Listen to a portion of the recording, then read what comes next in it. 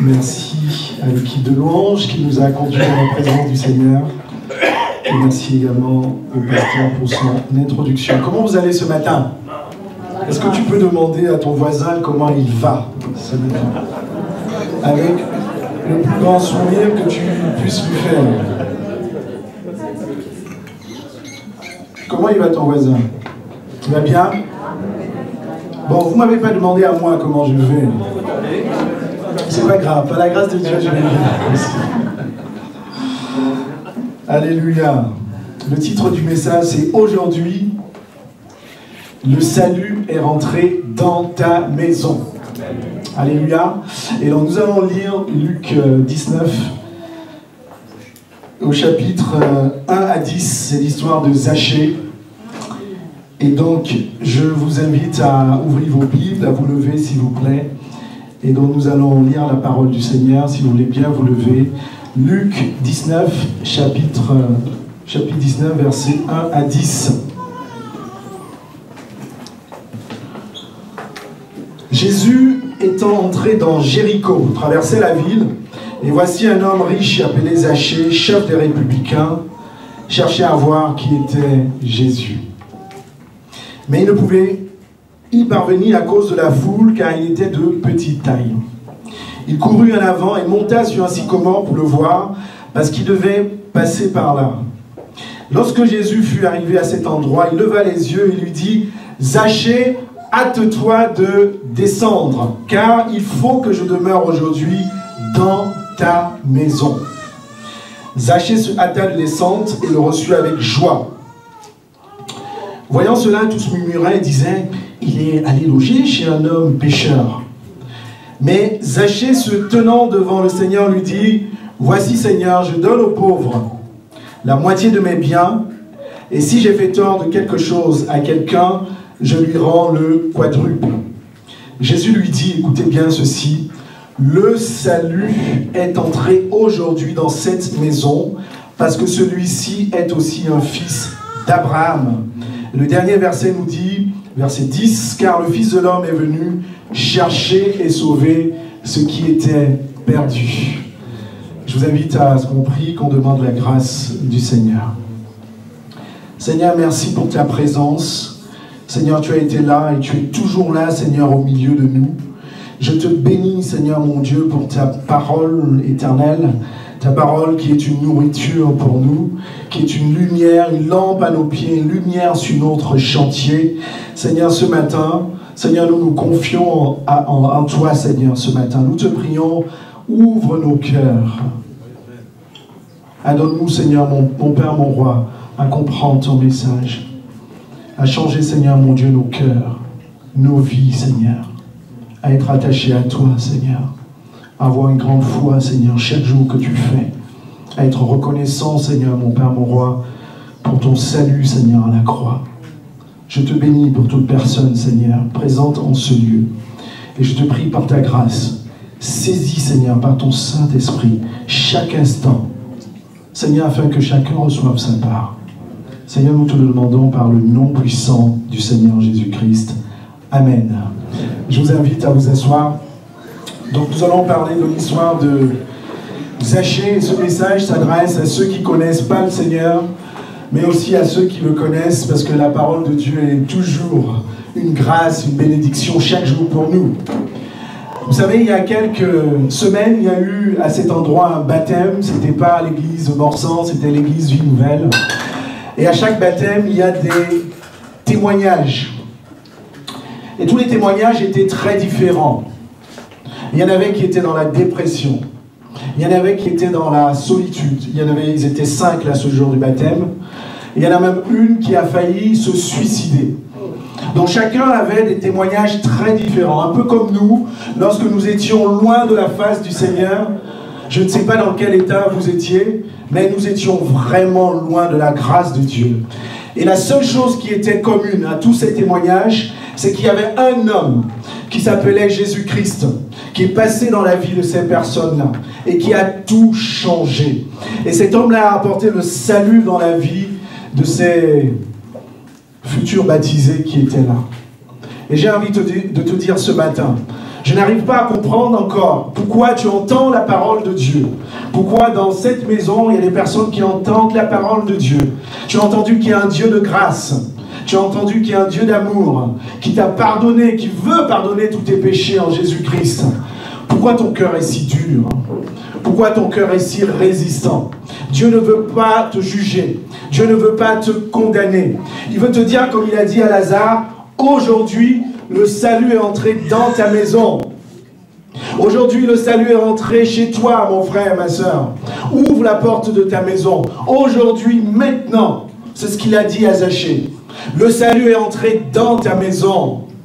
Alors je parle à toi, toi qui as un cœur rude, toi qui as un cœur de pierre. Ne résiste pas à l'invitation du Seigneur Jésus-Christ, parce qu'il veut rentrer dans ta maison.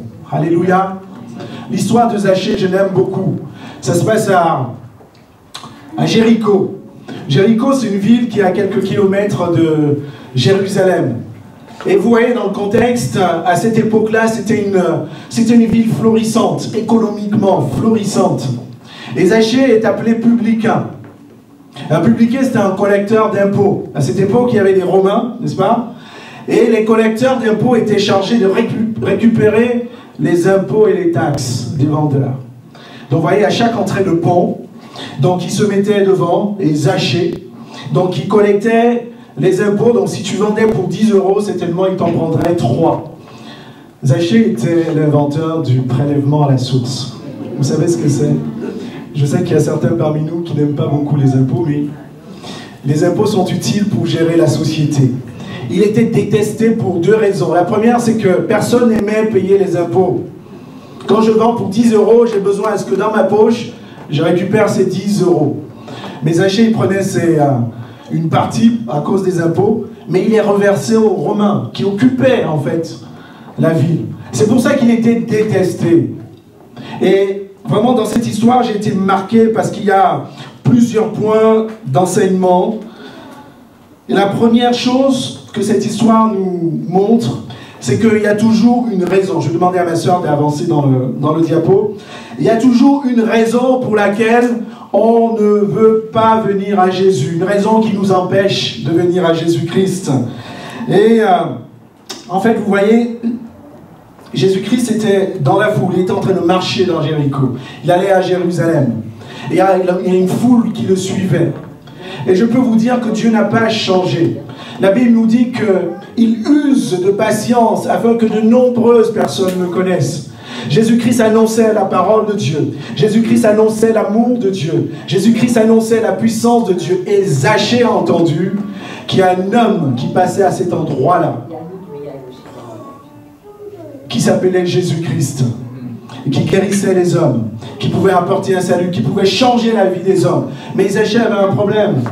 C'était pas comme au JO, vous savez, il y avait certains qui avaient beaucoup de chance, ils étaient dans leurs immeubles parisiens sur les balcons, ils pouvaient regarder tout ce qui se passe. À cette époque-là, à Jéricho, il n'y avait pas d'immeuble, comme au bord de la Seine. Zachée avait un problème, il était de petite taille. Donc il ne pouvait pas voir tout ce qui se passait. Mais j'ai envie de te dire aussi, c'était la barrière de Zachée. Et je fais une parenthèse ce matin. David, j'aime beaucoup ce passage, il dit « Seigneur, je te loue parce que tu es une créature merveilleuse. Dieu nous a créés grands, petits, gros, minces, noirs, bruns, etc. » Et je t'invite vraiment à sortir de ta frustration. Si jamais c'est le cas, tu peux dire aujourd'hui « Seigneur, je te loue parce que tu as fait de moi une créature merveilleuse. » Peut-être tu ne veux pas ressembler à ce que tu ressembles, mais Dieu t'a créé ainsi. Alléluia. Donc Zachée avait ce problème, c'est que il ne pouvait pas voir tout ce que Jésus-Christ était en train de faire. Il voulait écouter la parole de Jésus-Christ. Et vous voyez, l'histoire nous montre que qu'est-ce qu'il a fait? Il est monté sur un sycomore. Sycomore, à l'époque, c'était un arbre de grande taille. Il est monté là-dessus. C'était sa barrière. Je voudrais m'arrêter là, tout de suite là, simplement pour vous dire les raisons qui nous empêchent d'accepter, de rencontrer Jésus-Christ. Et quand je préparais ce message, j'ai pensé à la parabole de la semence. Vous voyez, c'est ce semeur qui sème, parce que qu'est-ce qui nous change?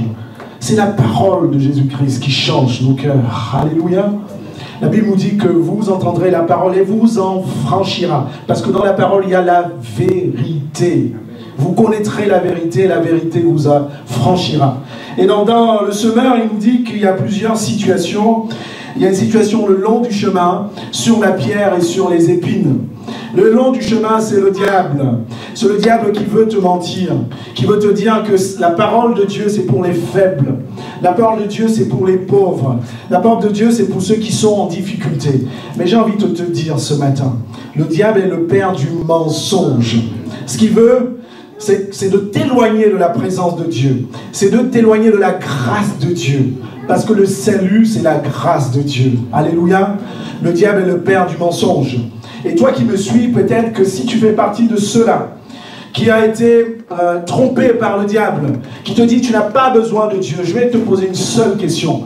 Es-tu aussi intelligent pour te guérir quand tu es malade? Es-tu aussi puissant pour épargner la mort quand la mort frappera à ta porte? Est-ce que tu es aussi puissant pour épargner la mort? Le diable veut te mentir. Son rôle, la Bible nous dit, c'est de voler, détruire et dérober. Voilà une des raisons qui nous empêche de venir dans la présence de Dieu. Mais Zachée ne s'est pas arrêté à cette barrière. Il a couru, il est monté sur le sycomore. Et nous voyons que la deuxième raison que le semeur nous enseigne, c'est la pierre. La pierre, il sème sur la pierre. Je ne sais pas si vous avez déjà, quand j'étais plus jeune, avec ma grande sœur, on s'aimait le maïs. Et on le jetait, et parfois ça poussait, et parfois ça ne poussait pas. Pour que ça puisse pousser, il faut un peu de profondeur.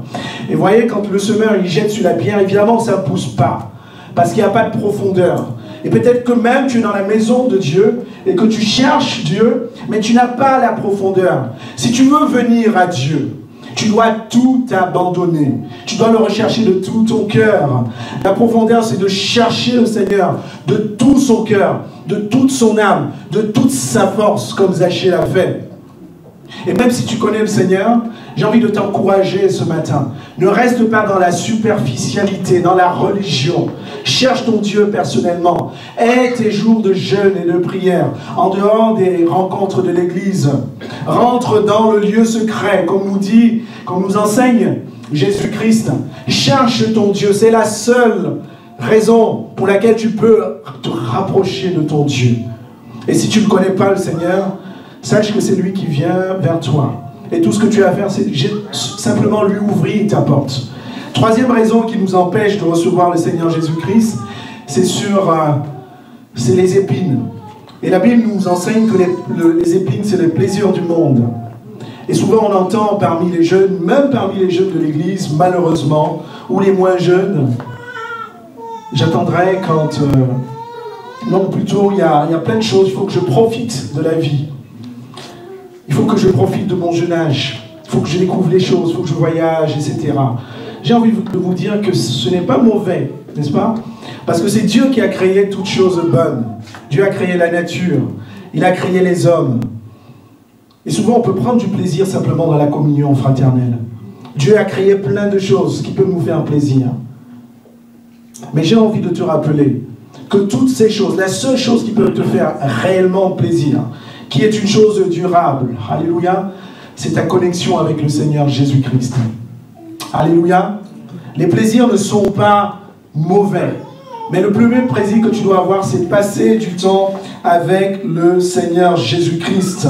Donc le monde n'a des choses éphémères à te proposer. Vous savez, j'ai déjà entendu des personnes qui nous racontent, il y a des amitiés, ça faisait 10 ans que nous étions amis, mais il s'est passé ci et ça, on ne se parle plus. C'est des choses que vous avez entendues, n'est-ce pas? Voilà. Le monde nous offre des choses éphémères. Même Dieu peut nous bénir matériellement, mais ce n'est pas une fin en soi. Si Dieu te bénit parce que tu as un salaire, tu as une maison, etc., alléluia, rends grâce à Dieu. Mais ce n'est pas une fin en soi. Ton vrai bonheur, c'est d'avoir Jésus-Christ dans ta vie. Parce que tu peux avoir tout cela, mes bien-aimés, il y en a qui ont tout cela, mais qui n'ont pas Jésus-Christ.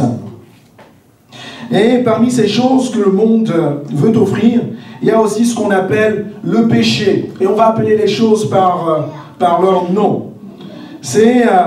En fait, il y a beaucoup de personnes qui réchignent à se rapprocher de Jésus, contrairement à ce que Zachée a fait. simplement parce qu'ils veulent rester dans la condition de péché dans laquelle ils sont. Tu vis dans le mensonge.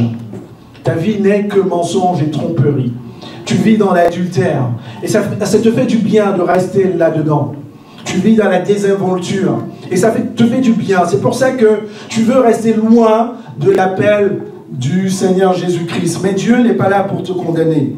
Mais j'ai envie de te dire aussi, parce que quand on annonce la parole de Dieu, on doit annoncer également les conséquences. La Bible nous dit ceci dans Romains 6, verset 23, que le salaire du péché, c'est la mort. Mais le don gratuit de Dieu, c'est quoi? C'est la vie éternelle en Jésus-Christ. Alors saisis le don gratuit en Jésus-Christ. Alléluia. Donc revenons à Zachée, la Bible nous dit que il était de petite taille, mais ça c'était ta barrière, sa barrière à lui. Mais j'ai envie de te poser la question, est-ce que tu vas réussir à franchir toutes ces barrières? On a vu ces barrières-là, on a vu être à la merci du mensonge du diable. On a vu la superficialité sur la pierre. On a vu également le fait que tu peux être tenté, même si tu ne connais pas le Seigneur, à rester dans les plaisirs du monde. Est-ce que toi, tu vas réussir, comme Zachée l'a fait, à franchir ces barrières? En tout cas, c'est ce à quoi le Seigneur t'appelle, à franchir ces barrières. La deuxième chose que je voulais partager avec vous, c'est Jésus-Christ n'est pas venu pour les justes, mais il est venu pour les pécheurs. Il a dit ceci dans Luc 19, versets 9 à 10. « Le salut est entré dans cette maison parce que celui-ci est aussi un fils d'Abraham, car le Fils d'un homme est venu chercher et sauver ceux qui étaient perdus. » Donc si on revient à Zachée, on voit qu'il y a même la foule qui était derrière Zachée qui faisait quoi? Qui le méprisait. Pour les raisons que j'ai évoquées tout à l'heure. Parce que Zachée n'était pas aimable. La foule disait, mais Jésus, on ne comprend pas. Qu'est-ce que tu fais avec cet homme qui est égoïste, cupide, ami de l'argent? Mais ça n'a pas empêché Jésus-Christ de regarder à Zachée, qui avait soif de lui, et pour dire à Zachée, hâte-toi de descendre. Et parfois, il faudrait qu'on le comprenne bien. Parce que même nous-mêmes, dans nos propres vies, on s'auto-condamne, on peut s'auto-condamner en disant « Je ne suis pas assez juste pour recevoir Dieu. Je ne suis pas assez... Ma vie n'est pas assez propre pour que je puisse recevoir Dieu. » Et j'ai envie de te dire, c'est vrai. Car la Bible nous dit qu'il n'y a aucun juste. Il n'y a aucun qui plaît à Dieu. Mais la Bible nous dit que c'est ça en fait. Il n'y a même pas, nul n'est intelligent, nul ne cherche Dieu. Mais ce n'est pas la raison pour laquelle tu dois rester loin de la présence de Dieu. Et donc je suis en train de parler à tous ceux qui vont m'écouter dans ce message et qui tournent autour, qui ont écouté la parole de Dieu et qui se disent je suis dans le péché. Jésus-Christ est venu pour les pécheurs. Alléluia. Et dans un autre passage, il a dit justement, ce ne sont pas les malades qui ont besoin de... Ce ne sont pas les personnes en bonne santé qui ont besoin de médecins, mais ce sont les malades. Et j'ai envie de te dire, dis au Seigneur, dis à Dieu, oui, je suis malade. Tu dois dire à Dieu, oui, je suis malade. Parce que si tu n'avoues pas que tu n'es pas malade, tu n'as pas besoin de médecin. Vous êtes d'accord? Si tu n'es pas grippé, si tu n'as pas un bobo, tu n'as pas besoin de médecin. Tu dois dire au Seigneur, oui, je suis malade. Et je t'invite à faire cela. C'est la seule raison pour laquelle le Seigneur va dire, ok, si tu es malade, viens. Moi, je suis le grand médecin. Je suis le docteur. Et il y a une autre raison pour qu'on le comprenne bien, que Jésus-Christ n'est pas venu pour les justes, il est venu pour les pécheurs. Souvent, on a tendance même aussi à juger, à condamner nos proches. Parce qu'on a des frères, on a des sœurs, on a des cousins, on a des amis, qui de par leur comportement, nous semblent vraiment très très loin, contraires à la parole de Dieu. Vous savez, ce qui doit nous différencier du monde, c'est d'aimer même ceux qui ne nous aiment pas. Alléluia. Et parfois, il y a un cousin, je vais vous raconter une histoire, il y a un cousin à mon épouse qui, on le sentait très moqueur de la parole de Dieu. Il ne connaissait pas le Seigneur. Alors, à chaque fois qu'on se rencontrait, que ce soit à la maison ou chez lui, qu'on évoquait donc l'amour de Dieu, la présence de Dieu, et sa parole, c'était toujours de dire, vous, les évangéliques, et votre Dieu. Vous voyez, il était moqueur. Mais est-ce que ça nous a empêchés de l'aimer, de continuer de prier pour lui? Et ça, je t'encourage. Peut-être que dans ta maison, autour de toi, Tu as des personnes qui te méprisent à cause de ta foi. Il y a des personnes qui t'écartent à cause de ta foi. Aie la bonne attitude de ce que Jésus attend de toi. Aime ces personnes. Prie pour ces personnes. Intercède pour ces personnes. Quelques années plus tard, cet homme, on arrive chez lui. Il avait eu un accident, un AVC de souvenirs. Mais c'était un homme totalement transformé. Parce qu'il nous parlait de Jésus. En aucun cas, il n'avait jamais ouvert sa bouche pour nous parler de Jésus. Et Jésus-Christ était passé sur son chemin. Et il nous racontait comment il aimait Jésus. L'AVC qu'il avait eu beaucoup d'impact en fait sur sa santé. Il marchait difficilement. Il se déplaçait difficilement. Mais il prenait au moins un métro, 2 bus, je ne sais pas combien de trains il prenait pour aller écouter la parole de Dieu. Pourquoi, mon frère, ma soeur? Parce que Jésus-Christ est passé dans sa maison. Quand Jésus-Christ dit « le salut est entré dans ta maison », c'est que réellement Jésus-Christ est venu à sa rencontre. Alléluia. Et quand Jésus-Christ vient à ta rencontre, ta vie change totalement. Nous avions la chair de poule quand nous l'écoutions. Parce que de notre propre intelligence, on se disait jamais cet homme ne peut recevoir le Seigneur Jésus-Christ. Mais le salut est entré chez lui. Jésus-Christ est entré dans sa maison. Et donc ce deuxième point, c'était pour nous dire que Jésus-Christ n'est pas venu pour les justes, mais pour les pécheurs. Et Dieu fait tout. Tout. Si je vous parle de ma propre vie, après quand j'ai été baptisé, j'ai vu à chaque fois, vous savez, je ne sais pas si ça vous arrive, enfin si ça vous est arrivé, c'est au moment où vous avez vraiment reçu le Seigneur Jésus-Christ que vous avez vu tout ce que Dieu a déployé pour toucher votre cœur. Moi, quand j'avais 14 ans, il y avait un jeune homme, et j'ai compris plus tard, c'était réellement un chrétien. Pendant la récré, alors qu'on jouait au foot, fan du foot, et finalement, je ne comprenais pas comment quelqu'un peut rester dans la salle de classe en train de lire un livre. Moi et mes amis, on le qualifiait de pauvre type. Il ne connaît pas la vie, justement, dont on parlait tout à l'heure. Il ne sait pas s'amuser. Et il nous répondait avec amour. Et moi, je me rappelle de sa douceur. Il me disait, non, j'ai besoin d'un peu de temps. J'aime Dieu, j'ai besoin d'un peu de temps. Pourquoi je vous en parle? Parce que Dieu déploie tout son amour. La Bible nous dit qu'il use de patience, afin que de nombreuses personnes le découvrent. Dieu a tout fait pour te rencontrer. Peut-être qu'il t'a parlé à travers un pasteur, il t'a parlé à travers une affiche, il t'a même parlé à travers un inconverti. C'est pour ça que Jésus-Christ dit, je suis à ta porte, je frappe. Il a frappé d'une manière ou d'une autre. Jésus-Christ, Dieu use de tous les moyens pour venir à toi. Et c'est Dieu qui vient à toi, parce que, entre nous, si Dieu ne venait pas à toi ou à moi, il attendrait longtemps, n'est-ce pas? Combien de temps Dieu a frappé à ta porte? 1 an. 1 an. Qui dit mieux? Qui dit mieux dans la salle ce matin? Moi, le Seigneur a frappé pendant, je vous disais, 15 ans. J'ai reçu le Seigneur à 21 ans. Il a frappé pendant 6 ans. Qui dit mieux? Ou qui tout de suite a reçu le Seigneur? Tout de suite. Alléluia. C'était pour vous dire que Dieu use de patience. Et c'est ce Dieu-là dont je veux parler. Le salut est entré dans ta maison. Et j'ai envie de te dire que, vous voyez ce que Jésus-Christ il a fait?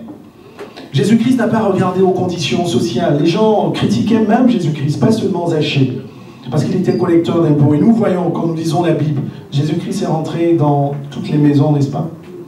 Il a rencontré les prostituées, il a allé vers les collecteurs d'impôts. Il a même vu ceux qui étaient qualifiés d'impurs simplement parce qu'ils avaient la lèpre. Et j'ai envie de te dire ce matin, si tu ne connais pas le Seigneur, Dieu ne regarde pas ta condition sociale, il ne regarde pas ta condition de pécheur ou pas pécheur, parce qu'il a la solution. Et c'est lui qui vient vers toi. Et ça c'est, on a chanté tout à l'heure, un amour extravagant, non vous dit, un amour inconditionnel, un amour si puissant. Aucun d'entre nous ici dans la salle ne mérite l'amour de Dieu. Si Dieu attendait que tu sois juste, il attendrait longtemps et longtemps et longtemps. En tout cas, je parle aussi pour moi. L'amour inconditionnel de Dieu. Le troisième point que je voulais partager avec vous, c'est Dieu veut demeurer justement dans ta maison. Il a dit à Zachée, hâte-toi de descendre, car je veux demeurer où? Dans ta maison. Et Jésus-Christ ne lui a pas dit, écoute, arrête de m'espionner de cet arbre-là, arrête de m'enquiquiner. Jésus-Christ ne nous méprise pas. Alléluia. Jésus-Christ est un homme d'amour. Il a dit, hâte-toi de descendre, car il faut que je demeure dans ta maison. Et je vous disais, Jésus-Christ disait aussi, il est à ta porte, il frappe. Il te dit dans Apocalypse 3, verset 20, voici, je me tiens à la porte et je frappe. Si quelqu'un entend ma voix, il ouvre la porte, je rentrerai chez lui, je souperai avec lui et lui avec moi. Jésus-Christ est très respectueux. Et j'ai envie de te dire ce matin, il a dit « si ». C'est-à-dire que si tu n'ouvres pas la porte au Seigneur Jésus-Christ, ben, il ne rentre pas dans ta maison. Mais si tu ouvres la porte au Seigneur Jésus-Christ, alors il rentre dans ta maison. Permettez-moi d'ouvrir aussi une autre parenthèse, parce que quand vous entendez des personnes qui frappent, ce n'est pas forcément au Seigneur Jésus-Christ. Vous pourrez aussi ouvrir la porte à des mauvaises personnes qui frappent. Vous avez déjà entendu des personnes dans leurs témoignages, jeunes, moins jeunes, qui ont fait des rencontres malheureuses, qui ont détruit leur vie, que ce soit physiquement ou spirituellement. Alors prie pour avoir le discernement, pour savoir que celui qui frappe, que tu puisses entendre les coups de poing de celui qui frappe, le Seigneur Jésus-Christ. Trop d'histoires malheureuses, même dans la maison de Dieu. Il y a quelqu'un qui frappe et qui t'a promis monts et merveilles. Je vais te faire le tour du monde. Je vais t'amener à Tahiti, et quand on reviendra, on mangera dans les meilleurs restaurants. Et tu seras toujours l'étoile de mes pensées. Et tu tombes dans le piège. Même les chrétiens peuvent tomber dans le piège, que ce soit des hommes ou des femmes. Donc attention, parce que vous pouvez ouvrir la porte à la mauvaise personne. Et donc pour ouvrir la porte à la bonne personne, humilie-toi devant ton Dieu et demande-lui d'avoir du discernement, pour savoir que c'est Jésus-Christ qui frappe, n'est-ce pas? Et donc, en tout temps, Dieu a toujours souhaité habiter en nous, en fait. C'est pour ça que la Bible nous dit, quand on reçoit le Seigneur Jésus-Christ, il fait de nous de quoi? Sur le temple de sa présence. Jérémie 26, verset 11 disait, « J'établirai ma demeure au milieu de vous. » Vraiment, si je vous dis simple, même quand on connaît le Seigneur, Dieu ne veut pas rester autour de nous. Dieu ne veut pas rester à 5 mètres de nous. Dieu veut habiter en nous. C'est pour ça que même les Israélites, quand ils étaient dans le désert, il leur a demandé de dresser un sanctuaire qui était la présence de Dieu. Et cette fois-ci, je m'adresse aussi, même à ceux qui connaissent le Seigneur. Dieu doit être en toi. Et toi, tu ne dois jamais avoir de doute que Dieu est en dehors de toi, que tu traverses des difficultés, que tu traverses des tentations, etc. Dieu est en toi. Et j'ai envie de te dire, c'est quoi? Ça veut dire quoi? Dieu demeure dans ta maison. Pour que ce soit clair. Pour que ce soit clair. Dieu demeure dans ta maison, c'est-à-dire que tu appartiens à Dieu. La Bible nous dit que ceux qui connaissent le Fils appartiennent à Dieu. Ceux qui ne connaissent pas Jésus-Christ ne lui appartiennent pas. Alors, refuse les mensonges du diable. Nous ne sommes pas tous enfants de Dieu. Nous sommes des créatures de Dieu. Tu appartiendras à Dieu quand tu accepteras le Seigneur Jésus-Christ dans ta vie. Alors toutes tes pensées seront inspirées de Dieu. Toutes tes actions viendront de Dieu. Tous tes projets seront soumis à Dieu. Tout ton temps, tes priorités, tes choix, toute ta vie sera abandonnée à Dieu. J'insiste dessus.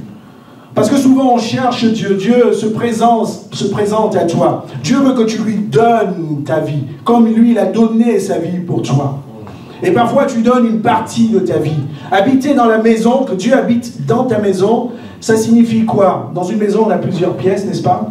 Il y a un minimum des toilettes, une douche, la cuisine, il y a souvent la cave.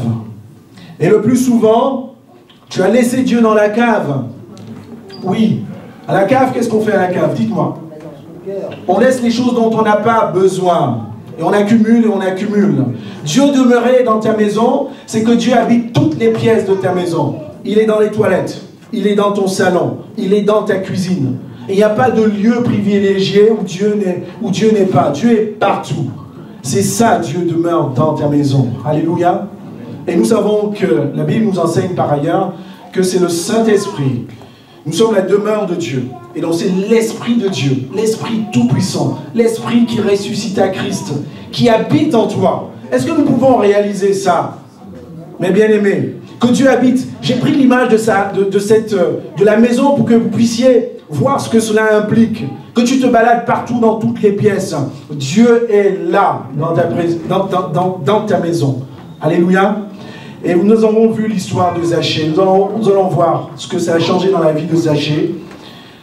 Peut-être que tu ne le sais pas, si tu ne connais pas le Seigneur, mais Dieu, habitant dans ta maison, c'est une vie qui est pardonnée. La Bible nous dit quoi? La Bible nous dit que nous avons tous péché et nous sommes privés de la grâce de Dieu. Mais nous avons le don gratuit en Jésus-Christ. Et ta vie est pardonnée. Et il y a des personnes, tu n'arrives pas à recevoir Dieu parce que justement, je vous disais tout à l'heure, tu es auto-condamné. Tes actions te condamnent. Tes pensées te condamnent. Mais quand Dieu habite dans ta maison, ta vie est réellement pardonnée. La Bible nous dit dans Ésaïe, dans 53, que c'est par ces meurtrissures que nous sommes guéris. Le châtiment qui devait tomber sur toi, retomber sur Jésus-Christ. C'est pour ça que tu es pardonné. C'est une vie également libérée. La Bible nous dit que qu'est-ce qui nous libère? C'est la connaissance de la vérité. Et nous libère de quoi? C'est libéré du péché. Quand on ne connaît pas Dieu, on n'arrive pas à faire ce qu'on veut faire. Parce qu'on est dirigé par notre chair. Et vous savez, nous avons la grâce de Dieu parce que le Saint-Esprit nous conduit chaque jour. Mais ceux qui ne connaissent pas Dieu, ils ont envie de bien faire, mais ils n'y arrivent pas. Ils ont envie de pardonner, mais ils n'y arrivent pas. Ils ont envie d'aimer, mais ils n'y arrivent pas. Ils ont envie d'être patients, mais ils n'y arrivent pas. Ils ont envie de vivre une vie éloignée du péché, mais ils n'y arrivent pas. C'est une vie libérée. Dieu dans ta vie est une vie affranchie du péché. C'est également une vie sanctifiée. C'est une vie sanctifiée parce que la parole de Dieu nous dit dans Jean 7, verset 9, que c'est le sang de Jésus-Christ qui nous purifie de tout péché. Ce n'est point ton ministère, ce n'est point ton service, ce n'est point tes actes, ce n'est point ton engouement, mais tu as déjà été sanctifié par le sang de Jésus-Christ.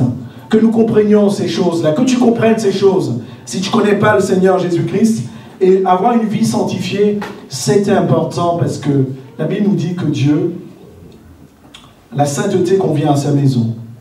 Si tu n'as pas une vie sanctifiée, tu as beau prier, tu as beau jeûner, etc., tu n'es pas dans la présence de Dieu. Tu perdras ton temps. Alléluia. Avoir Dieu dans sa maison, c'est également l'assurance de la vie éternelle. Est-ce que vous pouvez dire Alléluia? Amen.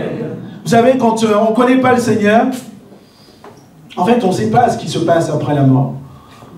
En fait, il y a certains qui nous disent, mais je m'en fous parce que justement, je ne sais pas ce qui arrivera après la mort. Vous avez déjà entendu ça? Mais moi, j'ai envie de te dire, si tu ne connais pas le Seigneur Jésus-Christ, après la mort, c'est le feu éternel. C'est le jugement et le feu éternel. C'est un feu qui ne s'éteint pas. Moi, je n'ai pas envie de vivre dans le feu éternel. Moi, j'ai envie de vivre dans la présence de Dieu. Alléluia. Alors, quelle grâce. C'est ça, avoir Dieu dans sa maison. Et donc, quelle est la condition pour que Dieu vienne dans ta maison? Vous voyez, Zachée, la Bible nous dit que quand Jésus-Christ lui a dit « hâte-toi de descendre », qu'est-ce qu'il lui a dit? Il a dit « Seigneur, il y a trop de personnes chez moi en ce moment. J'ai mes cousins, j'ai mes cousines, non, c'est compliqué. Ma maison n'est pas propre, Seigneur, ça ne va pas être aujourd'hui. » Ou il n'a pas trouvé de raison. La Bible nous dit qu'il est descendu promptement. Il est allé chez lui pour recevoir le Seigneur Jésus-Christ. Donc, il lui a ouvert son cœur. Donc, une des conditions pour que Dieu demeure dans ta maison, c'est que tu lui ouvres souvent ton cœur. Que tu lui ouvres réellement ton cœur. Parce que souvent, on a un cœur de pierre, on a un cœur dur. Pour les raisons évoquées tout à l'heure. Parce que le diable te ment, il endurcit ton cœur en te disant tu n'as pas besoin de Dieu parce que tu es intelligent, parce que tu es fort. Quelle que soit la personne qui m'écoute en ce moment, que tu sois ministre, député, que tu sois agent de la SNCF, et ainsi de suite. J'ai envie de te dire, tu as besoin du Seigneur Jésus-Christ. Tu as besoin du Seigneur Jésus-Christ. Et tu dois le reconnaître comme ton Seigneur et Sauveur. Et c'est ça qui a Zachée à faire en laissant rentrer le Seigneur Jésus-Christ dans sa vie. Nous avons vu qu'il s'est aussi repenti de ses péchés. Donc, recevoir le Seigneur dans ta maison, c'est aussi te repentir de tes péchés. Dieu, on l'a vu tout à l'heure, il ne peut pas rentrer dans ta maison si tu demeures dans le péché. Il faut que tu te repentes et que tu dis, Seigneur, je reconnais ma situation et je reconnais que j'ai besoin de toi et toi seul peux me sortir du péché. Est-ce que tu veux que Dieu fasse ça dans ta maison? Est-ce que tu veux que Dieu entre dans ta maison? Alléluia. Et je vous dis, quand Jésus-Christ a dit, le salut est entré dans ta maison, il ne parle pas que pour toi, il parle de toi, il parle également de ta famille. Et donc nous allons voir au point 4 que tout peut changer au contact avec le Seigneur Jésus-Christ. Nous avons vu Zachée, cet homme-là. Je vous parlais, si on se remet dans la situation, en fait, il y a des vendeurs qui passaient, ils vendaient pour 10 €, ils donnaient peut-être 30%, 3 €. Mais Zachée était détesté parce que les 3 €, il ne les donnait pas aux Romains. Il gardait certainement 1 € dans sa poche, et puis il remettait 2 € aux Romains. Zachée est un homme cupide, égoïste. Mais nous avons vu qu'à la rencontre de Jésus, tout a basculé dans la vie de Zachée. Tout a basculé dans la vie de Zachée. La Bible nous dit que, au verset 8 du chapitre 19, Zachée a dit, vous voyez, il y avait le Seigneur Jésus-Christ, il y avait Zachée, il y avait toutes les personnes autour de lui. Il a fait cette déclaration, qui est une déclaration de conversion, qui montre que réellement, Dieu est passé dans son cœur. Il a dit, voici Seigneur, je donne aux pauvres la moitié de mes biens. Et si j'ai fait tort de quelque chose à quelqu'un, je lui rends le quadruple. Donc nous voyons tout ce qui s'est passé dans la vie de Zachée. Lui qui était assoiffé de l'argent, égoïste, c'est-à-dire qui ne pensait qu'à lui. Il dit, Seigneur, maintenant, ma vie a changé. Maintenant, mes pensées ont changé. Maintenant, mon cœur a changé. Je donne aux pauvres la moitié de mes biens. C'est-à-dire, je reconnais mes torts et je répare mes torts. Parce que je restitue ce qui ne m'appartient pas. Et si j'ai fait un tort, si j'ai fait tort de quelque chose à quelqu'un, je lui rends le quadruple. Moi, je trouve ça extraordinaire. Je ne sais pas en combien de temps ça s'est passé. Je ne sais pas si c'était à moins de 30 minutes ou à moins d'1 heure, je n'en sais rien. Mais tout ce que je peux vous dire, mes bien-aimés, c'est qu'au contact de Jésus-Christ, tout peut changer. Zachée était cupide. Il est devenu quelqu'un de généreux. Et je peux te dire aussi, si tu m'écoutes, même si tu es là, tu ne connais pas le Seigneur Jésus-Christ, tu l'as vu de tes yeux, je l'ai vu de mes yeux. Même quand tu es malade, au contact de Jésus-Christ, il te guérit. Même quand tu es dans le péché, lié dans le péché, enchaîné par le péché, Jésus-Christ peut briser les liens du péché, afin que tu puisses faire ce que tu as envie de faire, conduit par l'Esprit de Dieu, que tu puisses être libéré. Ceux qui m'écoutent sont souvent enchaînés par la drogue, enchaînés par l'adultère, enchaînés par plein des choses. Tu essayes de faire, tu as pris plein de résolutions, mais tu n'arrives pas à t'en débarrasser. Parce qu'il y a un seul homme. Tu peux peut-être passer auprès de plusieurs médecins. Tu as eu des conseillers, des personnes les plus sages, que tu as considérées de plus sages. Mais tu n'as pas pu te défaire de ces liens. Le contact avec Jésus-Christ change tout. Jésus-Christ peut te libérer du péché. Il peut te libérer de l'oppression. Je vous parlais des témoignages tout à l'heure de ces personnes qui avaient été baptisées. Comment expliquer qu'une personne qui était opprimée, qui était conduite par le diable, avec des pensées suicidaires, à un moment donné, elle levait les yeux vers Jésus et dit, c'est toi qui peux me sauver, et qui était libérée de l'oppression. Le contact avec Jésus-Christ libère de l'oppression. Et dans la ville de Paris, en France, c'est une ville où il y a beaucoup de dépression. Contrairement aux apparences, tout le monde est beau, tout le monde est belle, etc. Permettez-moi l'expression. Quand vous voyez dans le métro, tout le monde est parfumé, tout le monde sent bon, mais les personnes sont déprimées. Si jamais vous rentrez dans la vie de ces personnes, vous allez dire, oh là là, quelle catastrophe. Ce n'est pas un jugement, mais nous-mêmes, on était là. On était comme ça.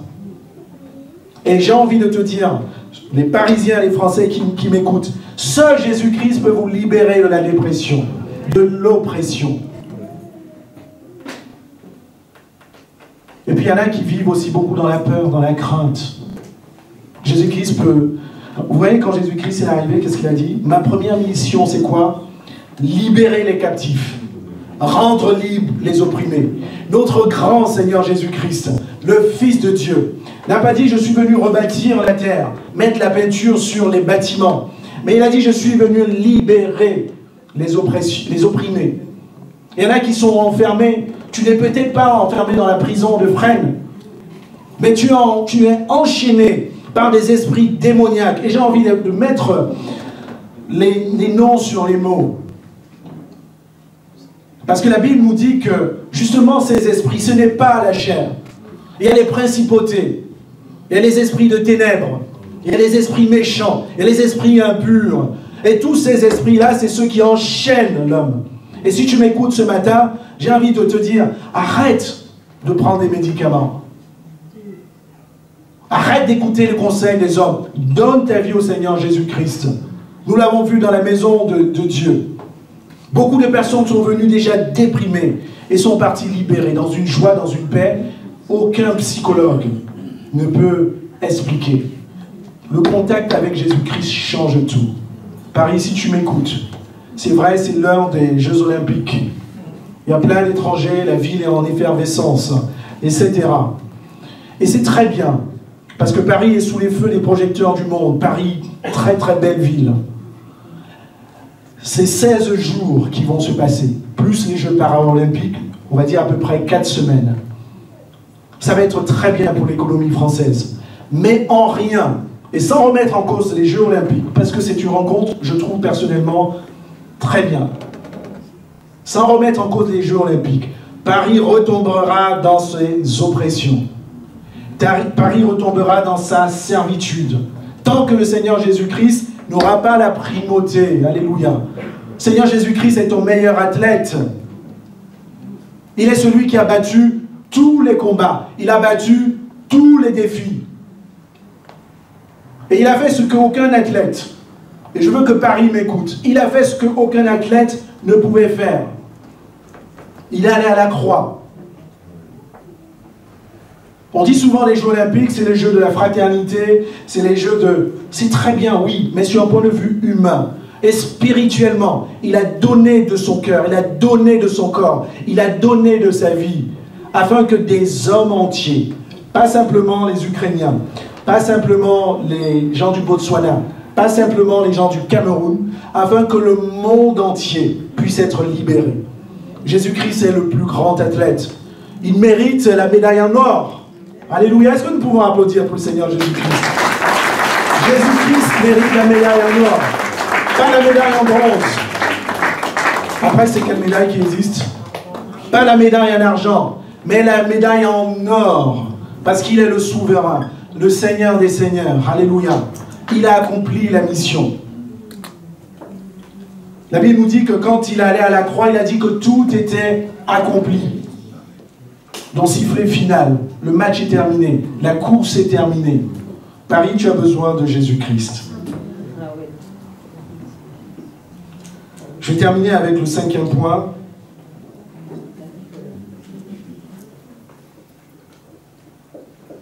Zachée a reçu donc le Seigneur Jésus-Christ dans sa maison. Et je vous disais, Zachée n'était pas seul dans sa maison. Ce n'est pas décrit dans les évangiles, mais il y avait probablement quelques-uns de sa famille, mais au moins les amis, parce qu'il y avait plein de monde autour de lui. Jésus-Christ n'a pas fait un grand discours. Jésus-Christ n'a pas rappelé tout ce qui s'est passé, il ne lui a pas dit « je t'ai vu et puis tu m'as suivi » et ainsi de suite. Jésus-Christ était présent dans la maison de Zachée. Jésus-Christ était présent dans toute sa puissance et sa gloire. Il lui a dit ceci, « Le salut est entré aujourd'hui dans cette maison parce que celui-ci est aussi un fils d'Abraham. » Vous savez, ça m'a fait penser à ce brigand. Il y en avait deux à la croix. Il y en a un qui se moquait de Jésus et puis un autre qui a dit, « Seigneur Jésus-Christ, nous au moins on sait pourquoi nous sommes là. Mais toi, je ne comprends pas. Parce que tu n'as pas de péché. » Et Jésus-Christ lui a dit quoi? Quelqu'un peut m'aider?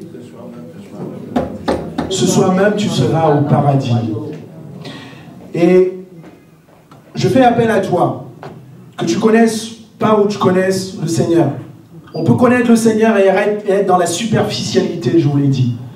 Jésus-Christ, il n'a pas passé toute la soirée avec Zachée. Il a dit que c'est aujourd'hui que le salut est entré dans sa maison. Aujourd'hui, c'est quoi? Aujourd'hui, ça signifie maintenant. Aujourd'hui, c'est quoi? Ça signifie à cet instant. Et je t'invite, si tu es dans sa maison, je ne prêche pas forcément aussi pour des personnes qui vont m'écouter une semaine après. Mais j'ai envie de te dire, où que tu te trouves, si tu écoutes ce message, dans le métro, que tu te trouves dans ton lieu de travail, sache que c'est maintenant que tu dois accepter le salut du Seigneur Jésus-Christ.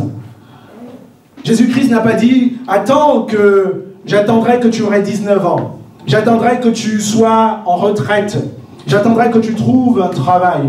J'attendrai que tu te maries. Il a dit, le salut est entré dans ta maison aujourd'hui et maintenant et tout de suite. Parce que le Seigneur t'aime, il veut te sauver tout de suite. La fin du monde peut arriver à n'importe quel instant. La Bible nous enseigne.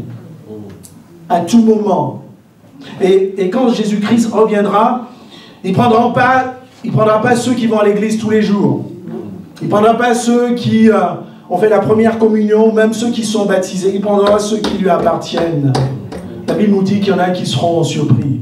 Ce n'est pas ceux qui diront « Seigneur, Seigneur » qui seront sauvés. C'est maintenant. Est-ce que nous pouvons nous lever, mes bien-aimés?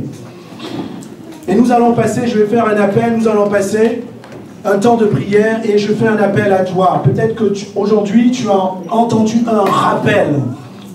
Fermons les yeux. Tu as entendu un rappel à la parole de Dieu. Et tu as entendu ce Dieu qui te dit « je t'aime » et qui te dit qu'il veut te faire sortir de la superficialité et qui veut réellement entrer dans ta maison. Alors ne tarde pas. Viens et ensemble nous allons prier. Viens ici devant et montre au Seigneur Jésus-Christ que tu veux le recevoir, que tu veux lui ouvrir ta porte.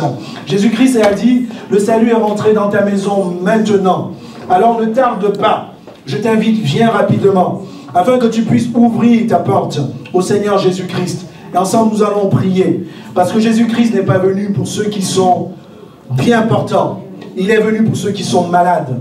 Tu peux venir devant en disant, Seigneur, oui, je suis malade. J'ai besoin de toi. Je suis malade psychologiquement. J'ai besoin de toi. Je suis malade spirituellement. Seigneur Jésus-Christ, j'ai besoin de toi. Alors ne tarde pas, viens. Et je fais un deuxième appel. La Bible nous dit que le salut est entré dans ta maison.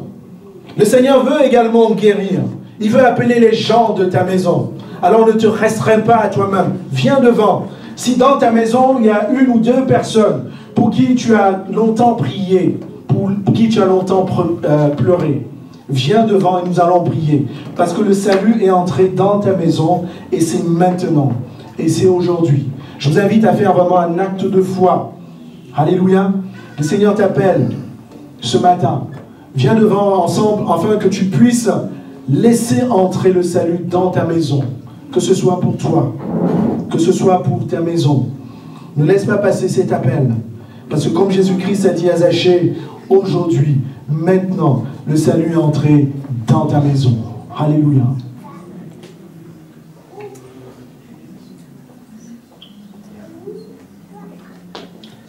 Et viens ma soeur, nous allons passer du temps dans la prière. Ne négligeons pas, alléluia, l'appel de Dieu. Ne négligeons pas l'amour du Seigneur Jésus-Christ. Il ne veut pas te condamner, il ne veut pas te juger. Alléluia. Jésus-Christ va habiter toutes les pièces de ta maison. Il veut habiter ta salle de bain, ta salle de séjour. Il va habiter ta cuisine. Il va habiter tout ce qui... Il va habiter ta vie, ton cœur. Alléluia. Aujourd'hui, le salut est entré dans ta maison. Et nous allons prier, mes bien-aimés. Vous savez, c'est la grâce du Seigneur Jésus-Christ. Moi, j'ai la conviction ce matin que celui pour qui tu pries, ton cousin, ton oncle, etc., il bénéficiera du salut du Seigneur Jésus-Christ. Parce que Dieu n'est pas un homme pour mentir. Alléluia. Le salut est entré dans ta maison. Viens afin de saisir la main du Seigneur Jésus-Christ. Alléluia. Je vais inviter le pasteur pour prier pour tous ceux qui sont venus devant, afin que le salut rentre dans leur maison. Alléluia.